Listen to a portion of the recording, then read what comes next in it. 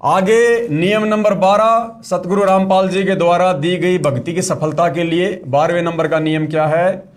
दहेज लेना तथा देना निषेध। दहेज ना लेना है ना देना है, विशेष तौर पर ध्यान रखना है, अन्यथा मर्यादा खंडित होगी, आप परमात्मा की भक्ति का लाभ प्राप्त नहीं कर पाओगे। तो नियम नंबर 12 दहेज लेना तथा देना बिल्कुल मना। उपदेश लेने के पश्चात ना दहेज लेना है ना दहेज देना है। भाई गुरुदेव भगवान कहते हैं जब आपने अपने कलेजे के टुकड़े को, अपनी बेटी को आपने सामने वाले को सुपुर्द कर दिया तो उससे बड़ा दहेज और क्या हो सकता है। और जो व्यक्ति दहेज की डिमांड करता है वो तो राक्षस है। उस घर में तो आपने भूलकर भी अपनी बेटी की शादी नहीं करनी है। एक समाज की बहुत बड़ी कुप्रथा है ये भाई और बहनों। आदमी पूरी जिंदगी बेचारा गधे बैल की तरह कमाता रहता है लेकिन उसके कर्जे कभी नहीं उतर पाते हैं।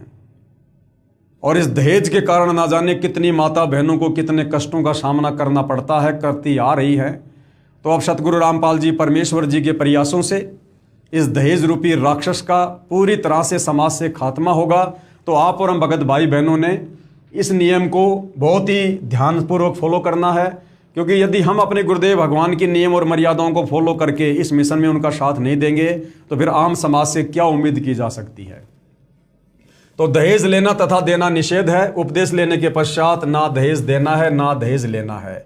और ना हमने ऐसे व्यक्तियों के यहाँ ब्याह शादी में जाना है जो व्यक्ति दहेज लेते हैं या दहेज देते हैं। हमने ऐसे व्यक्तियों की शादियों में, चाहे रिश्तेदार हो, चाहे यार दोस्त हो, चाहे आड़ोसी पड़ोसी हो, जो इन गलत परंपराओं के तहत, इन प्रथाओं के तहत, लेन देन के तहत ब्याह शादी करते हैं, हमने उन जगहों पर शामिल भी नहीं होना है।